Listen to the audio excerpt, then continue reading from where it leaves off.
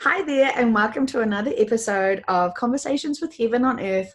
I am Joanne Honey Thomas, and once again, we are so blessed to have the beautiful, the talented, the amazing. I feel like each time I want to just be, what? Melissa Mose. Welcome. Hello, everybody.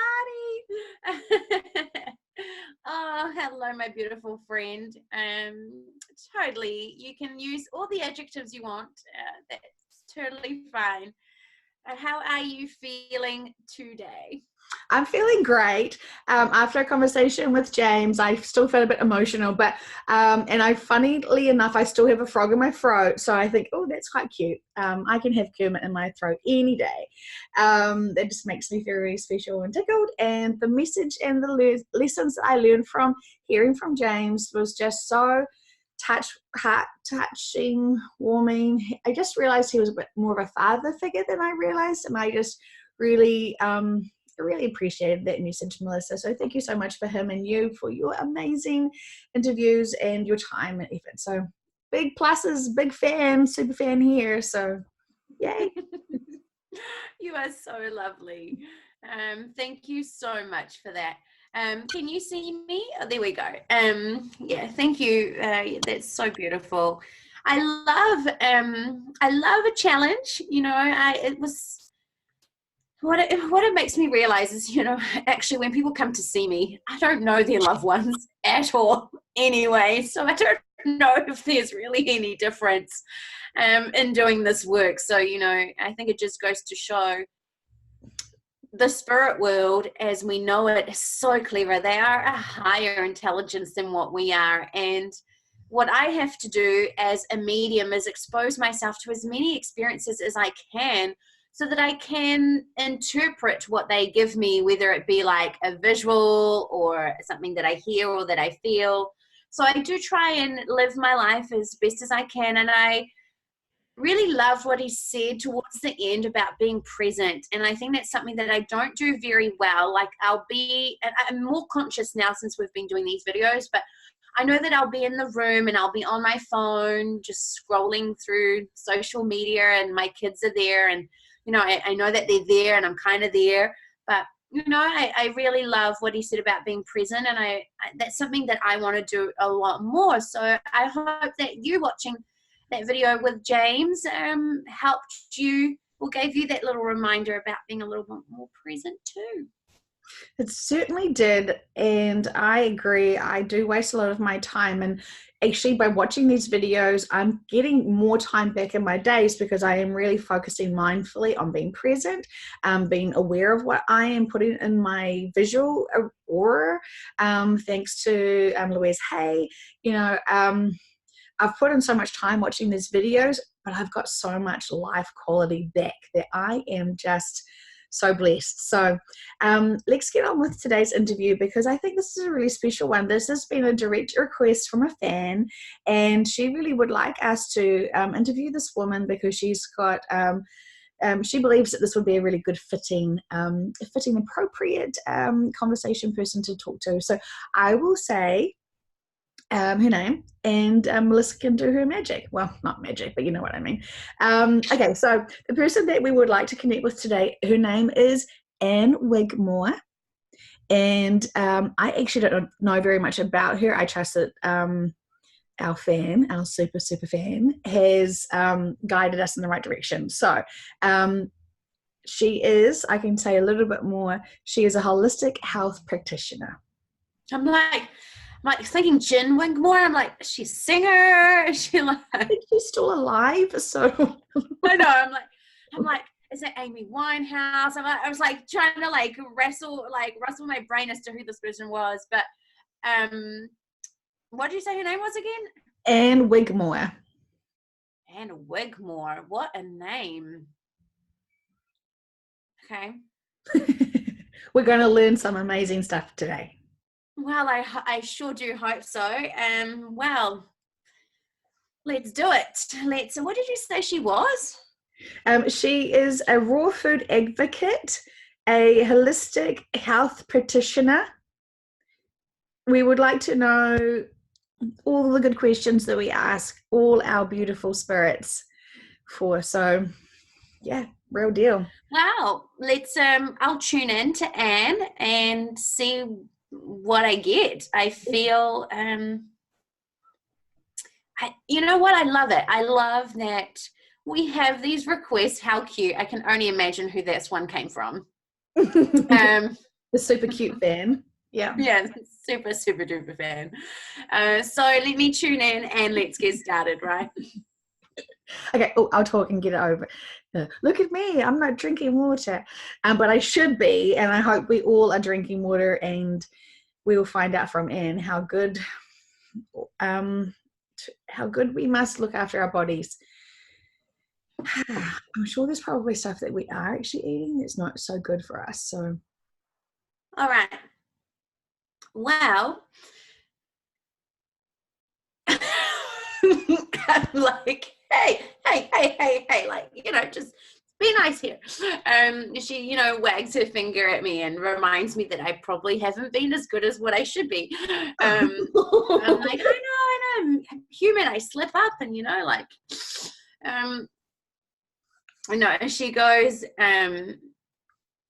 she just wants to say to us how privileged she feels to be able to talk with us today. I feel like she says any time that she had an opportunity to speak when she was alive, she took this as a real opportunity to connect with people. And I feel like, again, here we are hearing the word connection. It seems to be a really important theme as we do these videos. And she goes, this is wonderful. She says how she feels really honored to be able to get this chance to speak again. So I'm like, it's all good.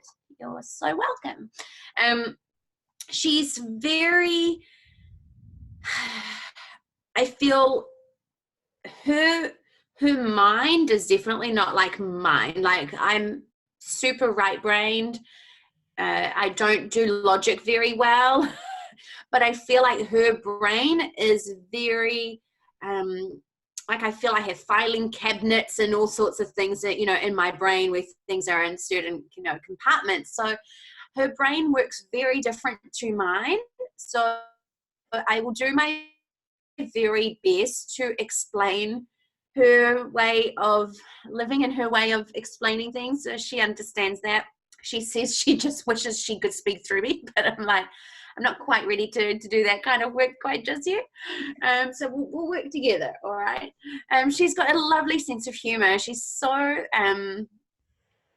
if you can kind of imagine like a librarian, like a stereotypical, I know here's me stereotyping when everybody's saying don't stereotype, but if you can kind of imagine like a librarian, like well-dressed, well-groomed, very knowledgeable, that's how I imagine her. But I also see her like dancing till 3 o'clock in the morning, having a good time. So I do feel she's got that really educated kind of look, but also able to bring it down to have some fun. So I hope that you can kind of get that visual of her. She is someone who I actually feel speaks more than one language as well. So I do feel that she is bilingual. That's something that I do very much feel with her. And so that's something that we have in common. She actually says that she speaks the languages better than I do. So I'm like, yeah, thanks. She's like, she's quite funny. Like, keeps you on your little tongue. sly there. I know my French is very rusty. I speak, French and English is as good as it gets, but she says that, she's very, she says she absorbs knowledge really quickly. She talks about having quite a photographic memory with things.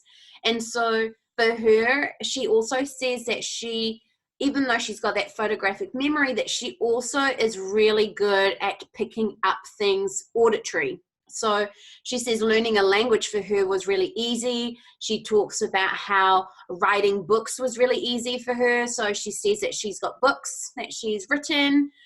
She also talks to me about her thesis. I feel like she must have done some kind of research that she was part of, because she talks about how working with professors and things like that was something that she did in her life. So do you know that or not? Yes, thanks to Wikipedia, I am quite informed of her. Yes, she's done quite a lot. She's done quite a lot. But I'm from my super fan. My source from my super fan said that she wasn't as well known as she could have been. So we want to value her knowledge because we know that there are always these people who have done their life work who hasn't been picked up on. So we want to still honour those people, and I think Anne still has a lot of information to share with us. Yeah, and I feel this is why she was saying how grateful and honored she was about talking and giving this opportunity to speak with us. So she's really lovely. She's super funny. Like, she's digging at me like so much, and I'm like, it's fine, I'll let you get away with it. But yeah, so she talks. I ask her, because we kind of do. I'm like, well, what was your life growing up? And she talks.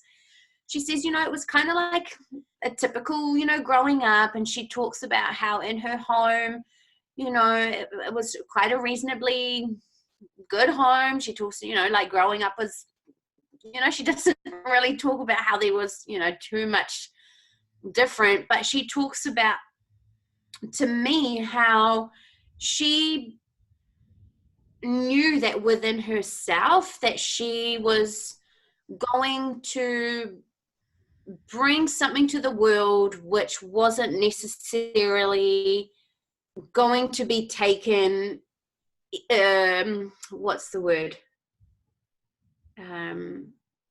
Oh, apologies. I want to get this right. She wanted to bring something to the world which potentially was like a different way of doing something which wasn't necessarily going to be accepted. So she talks about how her life shaped her with that. And she talks about how she didn't necessarily know that it was going to do with, well-being. She just said that she knew that her mission in life was that she was going to do something to that capacity. She talks about how she always had a love for learning, and I kind of imagine she would have been a great archaeologist or a historian. And she talks about how life knocked her out of that, and she talks to me about how she nearly died. And so I'm like, oh, well, what happened? And she talks to us, to us, but through me, she talks about how she had to understand the correlation. It's a fancy word. She had to understand the correlation between her environment and the effects it was having on her body, very much like what Louise Hay talked to us about as well. I'm like, were you a fan,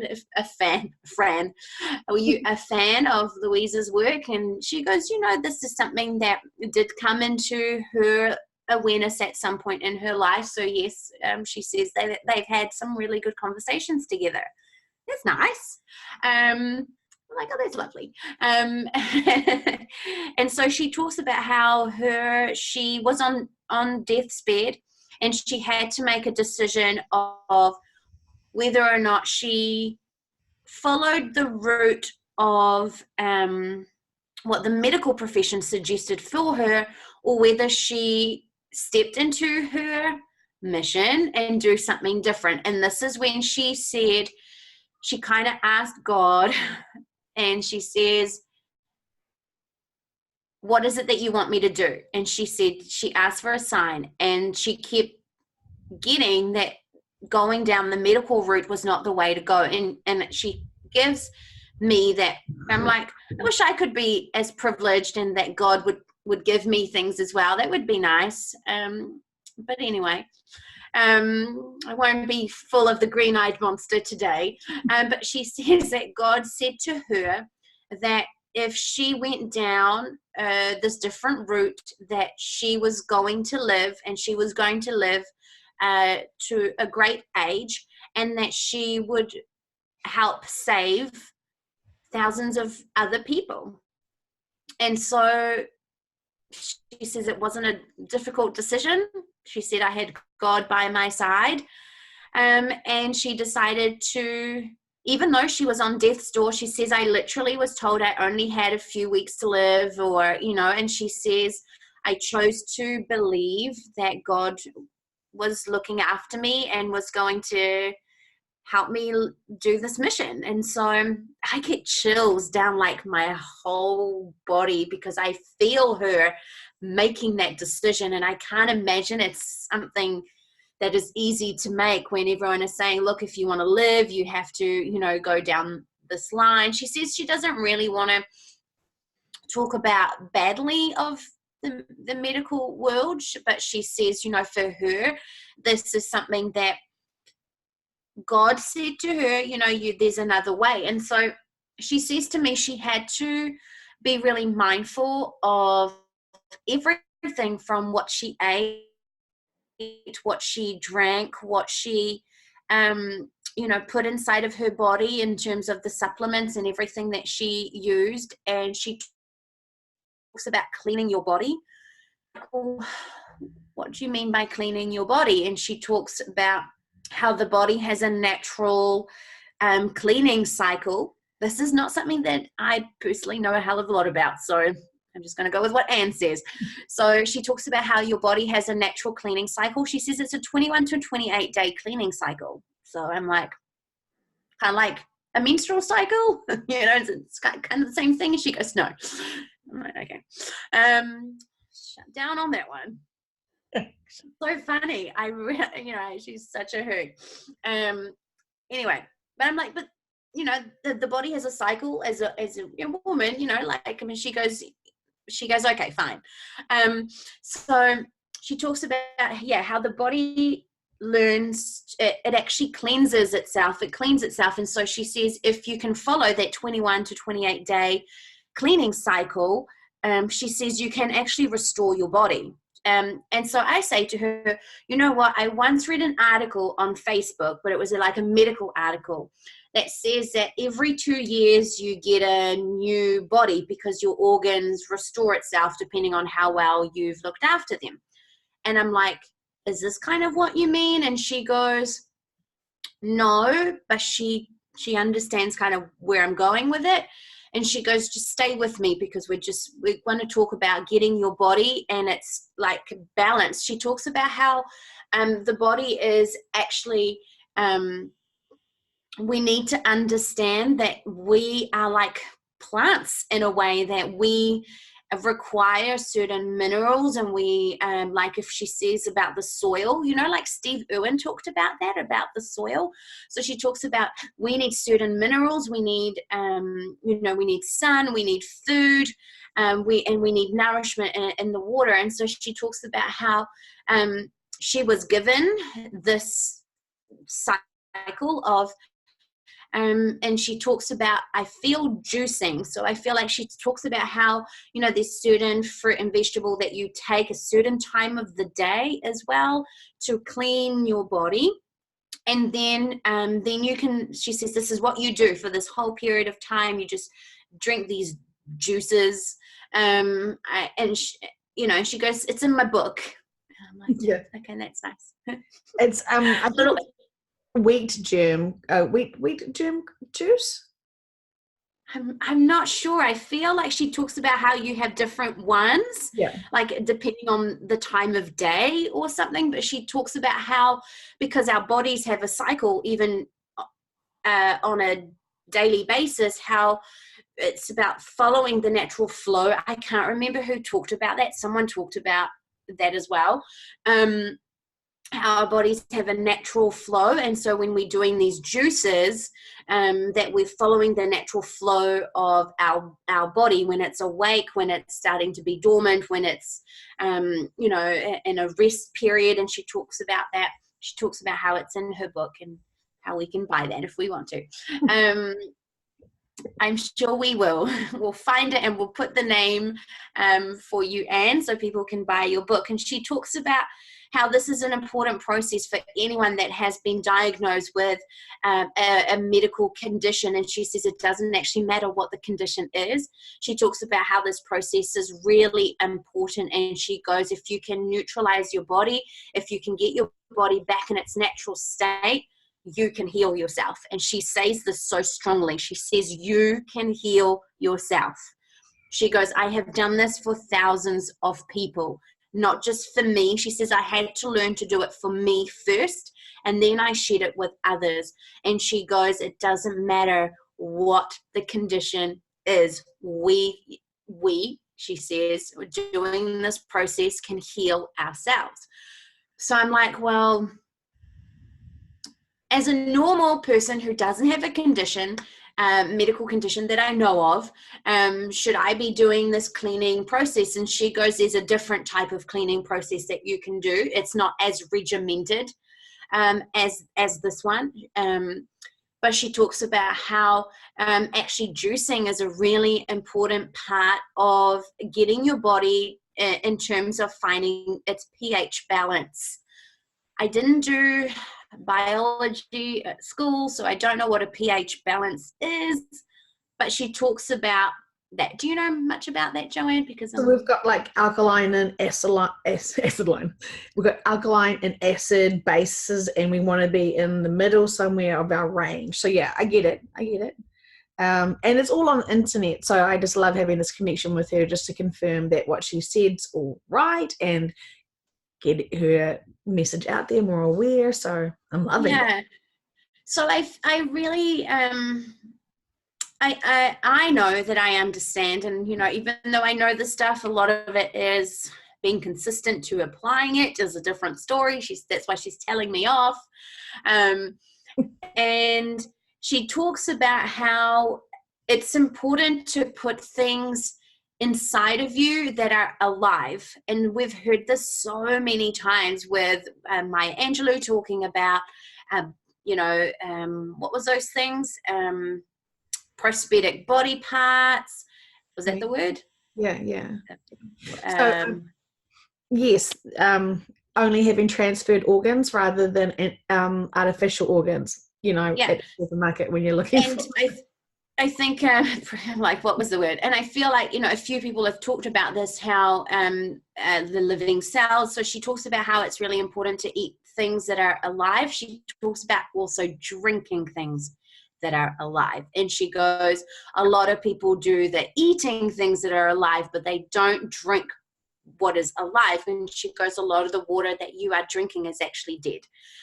I'm like, oh, this has been my connector for a lot of things, and I believe that it has touched every single organism that has ever lived. How are you telling me that this is dead? And she goes, that the water that we are given and the processes that it goes through has killed its I don't know what she's saying, but has killed its essence.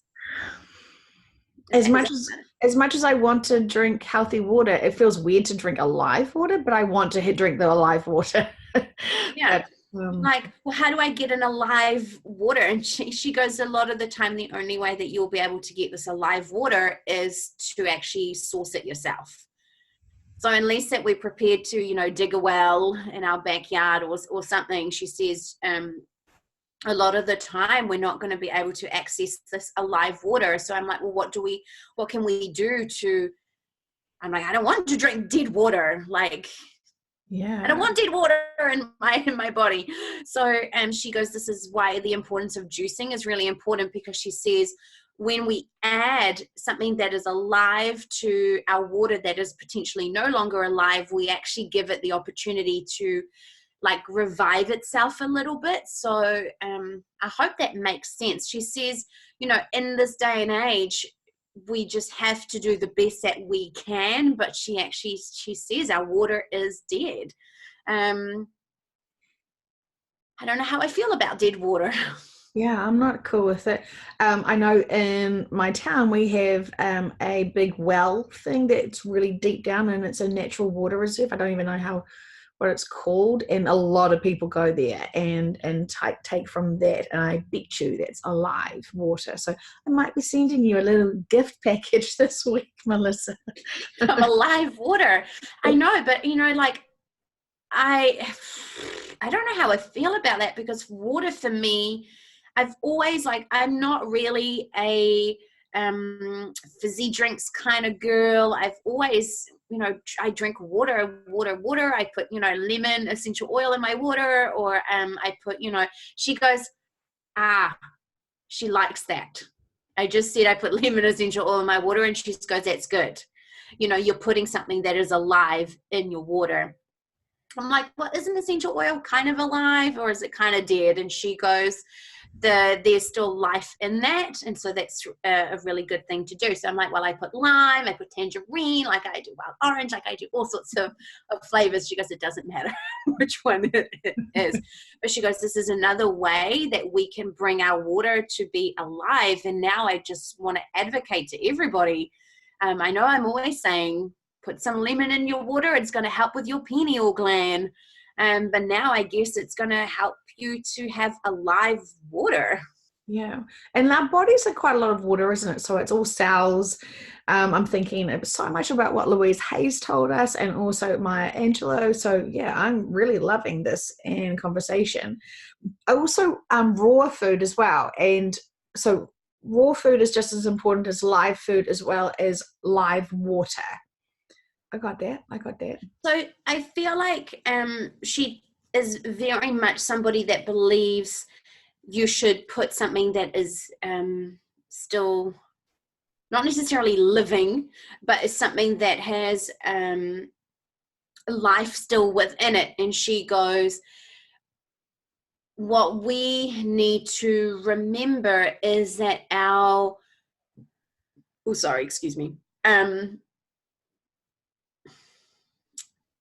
when we take something and change it from its form. So she goes, if you take a tomato and you eat it straight from the tree, that is it in its essence. But she goes, if you take a tomato and you now cook it, she goes, that is no longer in its essence. So she goes, what we need to do is we need to eat things in its form that it comes in.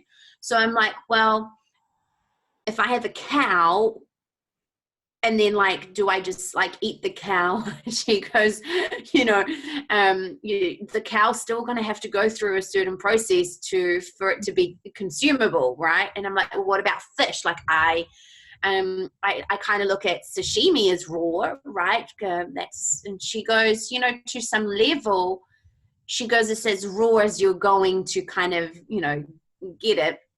But she says, unless that you have caught the fish and you are eating it there and then, she says, even the scraping of the scales, you are changing its form. She goes, so, we need to eat things in its essence is really what I feel she's saying. And she goes, but I'm like, well, if I'm like going to like blend it to make a juice, she goes, yeah, but you're not what's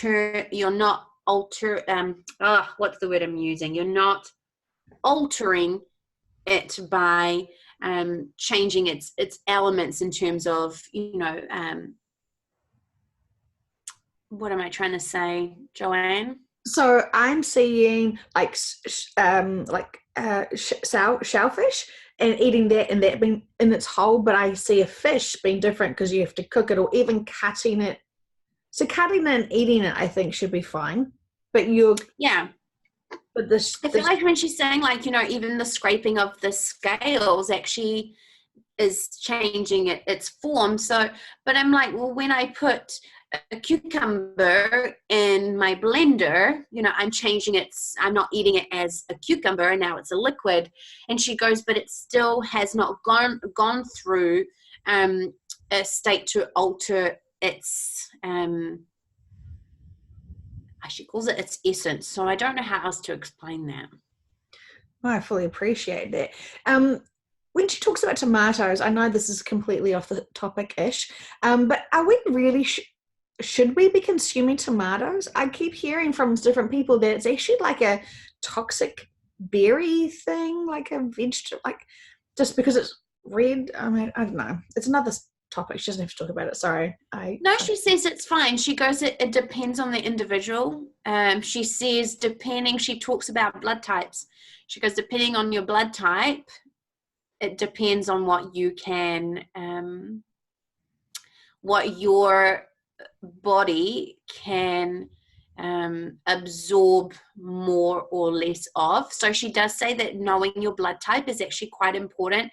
She says even when you are eating raw food that is alive, she says certain blood types will absorb nutrients in a different way. So she goes, it depends on the blood type of the person. She says some people will be able to digest tomatoes and some people won't. She says just the same as some people will be able to digest lemon better than others. So she does talk about she says eliminating some of those things on blood types but she goes, that's a really good reference to also use is which vegetables are better absorbed for your blood types. She goes, that's a really good starting point. Cool. I feel like she's so knowledgeable. I'm so excited that she's still she's done all the research, and I really want to just start Googling her and getting her books now. I do. I feel like she is Sorry. No, that's all right. What Well, happened? it's coming back out of my throat. And also, I just wanted to say, I can say that when she is telling us that the 21-day program, the detox, to heal yourself, I'm saying to myself, the big C, the big A of all the health ailments, and I believe that this is the stuff that actually you need to start researching and start applying to if you are or know anyone that has such labels. Did I say that? And I feel like I want to ask her, does it matter when you start? Like, does it matter if you've already gone through treatment and now you want to apply it? And she goes, it is best to apply this before any treatment is undertaken. Of course, you're going to get the best results from that. She goes, she does say that she has in her books, if you have gone through treatments, that the cycle, you need to do like 2 cycles or 3 cycles of it before you can then start eating the plan that is put out there. So she does say that once your cells have been killed, she does say this, once your cells have been killed, you cannot get them back, she says, but she says that we can create new ones once the body is back in its neutralized state. Oh, perfect. So that's quite helpful. I think that's really quite a positive message, right? Like the body can heal itself. And she's basically given us, why hasn't her message become, why are we still dealing with pharmaceutical fake drugs then? And if you have done all this beautiful hard work for us? She says, my sweet child. Me? Yeah. She goes, why do you think this is not knowledge being taught in schools? Why do you think that this is a message that is at times restricted? She goes,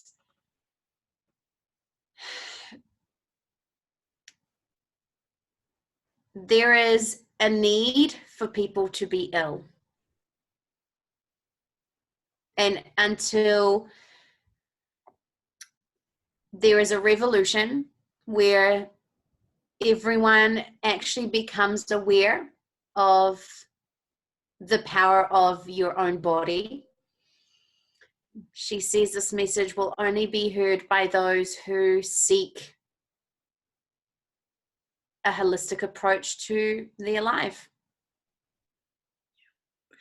Because I think that there is a difference between a life journey where you want to experience an illness versus you're on the soul mission life journey path and then something else kind of cuts that out. Anyway, I just love Yeah. her.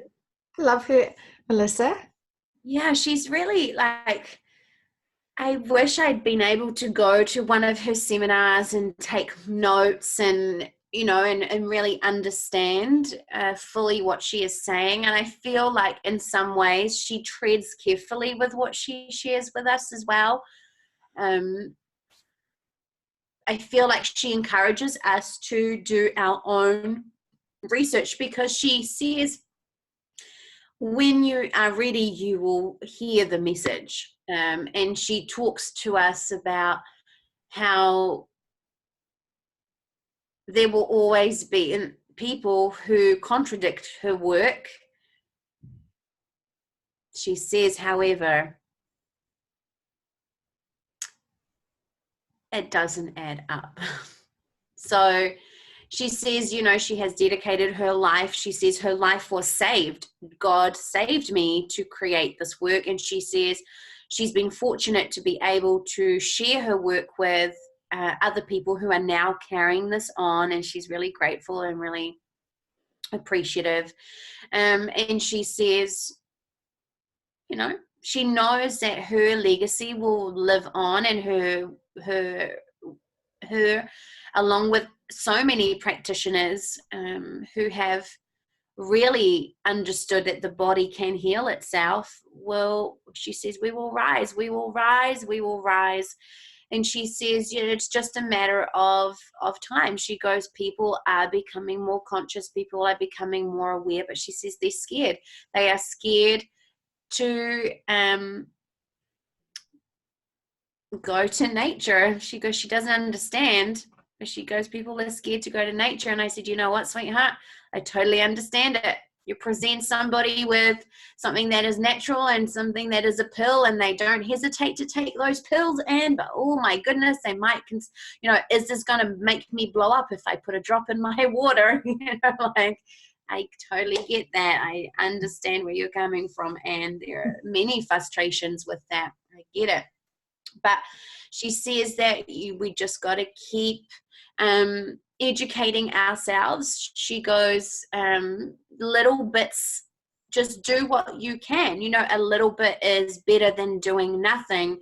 And she just hopes that more and more people are able to experience life rather than just, you know, having to go through medical procedures which extend their life but do not give them a quality of life at all. And she goes, I'm all about quality. Like, I want people to have that optimum health, that optimum, not just with their physical body, but she says their mind as well. And she says, I've seen it. I've seen miracles happen in front of my eyes. And she feels really blessed and honored to have saved so many people. And she goes, it is her greatest reward to have been able to do that. So we haven't asked her any questions about the afterlife or anything like that. But I think it's just because she's so relevant. Her messages are so important to us. We're still craving, Melissa and I, to make sure that what we're putting into our bodies is right. We've got kids. We want to make sure that we're feeding ourselves. And, you know, this is just new knowledge that we're starting to implement. So I'm excited because I'm starting to do sprouts. My children are growing sprouts and we're eating them and finding some of them are freaking hot and some of them are quite tasty. And it's all a game of excitement. So, you know, I value that. But yes, please, I'd love to hear what was her, excuse me, frog still in my throat. Thank you, Jim. It's a little kiss from him. Tell us about her passing. Was it in her life contract to go the way she did? so I asked her, I said, and were you murdered? She goes, no, I wasn't. Oh, but that would be interesting if you were. You know, that would just really put, you know, the nail on the head on all of this, right? She goes, no, I was not murdered. Damn. I wanted to solve the murder. No, she goes, you know what? She she says that she was able to make peace with the people in her life, and she's really grateful that she was able to in some ways pass on her terms. And even though she knows that she still had a lot to do here on earth, she talks about how she felt ready. She says, I felt ready. She said, she doesn't necessarily say it was contracted to be that time, but she says that because she, had the choice she made with God about passing earlier on in her life. And I feel like God, she says God kind of said, do you want to go now? Do you feel good? And she says, you know what? It felt like the right time. So that's what I feel in terms of her saying about her passing. And I feel she in the afterlife is someone who still very much is an advocate for change in terms of how we heal ourselves. And I feel like she's really excited for modalities of healing of people. She says there's more and more healers coming into the world because we are understanding that we actually have the power within ourselves. But she actually says, you know what? Every single one of us has the power to heal ourselves. And she goes, just keep your cells alive. I feel this is something Louise Hay talked about, how there are living things. And she talks, just put as much as you can that is alive into your body, because once your body is neutral, it's going to keep going until its own expiry date. So I feel like in the afterlife, she's very much still helping those who are doing research. She's guiding them. She's helping them to put this in the right words, to put this in the right format, helping people to be guided to videos. Or I'm like, are you going to help us get this video, to the world? And I feel like she works, I feel, kind of like as a guide, but not a spirit guide. I feel like she guides people. So that's what I feel she is doing. She doesn't really talk much about any other facets of what the afterlife is like, or anything like that. She says her mission is still very much linked to Earth in some ways. So, but she says she's really thankful that God gave her this opportunity, and she said she would choose it all over again. And she doesn't really have many regrets about her life. So Totally. I feel she's at peace. Yeah. And we want her to feel like that. We want everyone to feel like that. So super grateful. I cannot wait to explore more of her writings. And I'm so glad, because we've definitely, thank you so much, super fan. I'm super excited. I want to definitely keep improving my life in great stead. So many thanks. I feel like humanity is, you've already summed it up, but do you want to double check that she doesn't have another statement that she wants to say? I just feel with her that she really talks about the power is within us. The power is within us. It's something that I hear her say quite a lot. So however we want to interpret that is up to each individual. I kind of look at the fact that anything that I want to create in my life, I can, that's how I kind of look at it, is, Stephen Hawking put a universe in my brain. So I am a universe in my own right. We all are, right? He said we were all universes. So it's kind of like we have the power, and maybe we need to stop giving it away so much or so easily. And also be really aware of where that power is directing. If you are wanting to hold on to negative labels, you're going to get that really well, right? So, we want to be in our joy. I'm finding and seeking my joy all the time, and I feel fabulous. That was beautiful. I know. I feel like the message of joy is something that has come out so strongly. And I feel like the message of we are our greatest healer as well is something that keeps coming across. So, you know, like she said, one little thing at a time. Even if you can do a juice a day, you know, put something alive in your water, or put a lemon essential oil in your water, just make sure that it is an essential oil that can be consumed into your body, so that's not full of added extras within it.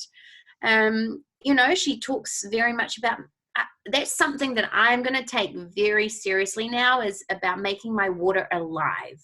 I really, that really resonated strongly with me, what she said about my water being dead. Yeah, I know I've got a really good filter system, but I think I have removed everything from it. So yeah, I want to look into that more as well. So I didn't ask her. I've kind of let her go, but I'm like, yeah. well, what about putting crystals in your water? Would that make it kind of alive? I know, and also I know that people also do like currents and stuff, and they put in like is it what's that silver? They put a silver rod in, and they have electric. I don't know. Yeah, so Maybe they're onto something. yeah. Okay. Amazing. Thank you so much again, Melissa. Thank you so much, and thank you so much, our super fan. We do listen to you.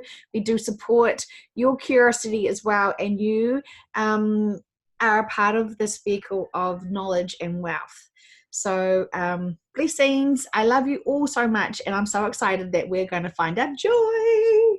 Yeah. Well, thank you so much. That was so empowering. I'm gonna that was just divine. I've never had someone make fun of me so much, really. So it was lovely. It was done in a very loving way. So but thank you. I hope you enjoy this connection, and that you start making some changes, some little steps.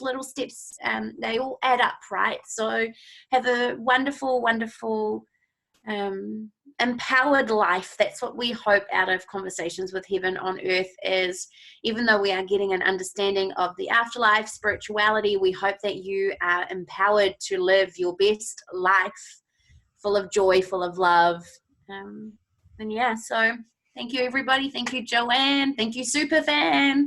And to hope that we did Anne justice, really. So I'm going to Google what she looks like and hope she looks like a librarian. She certainly does. A real cute one. Yeah. Okay. Bye. Bye.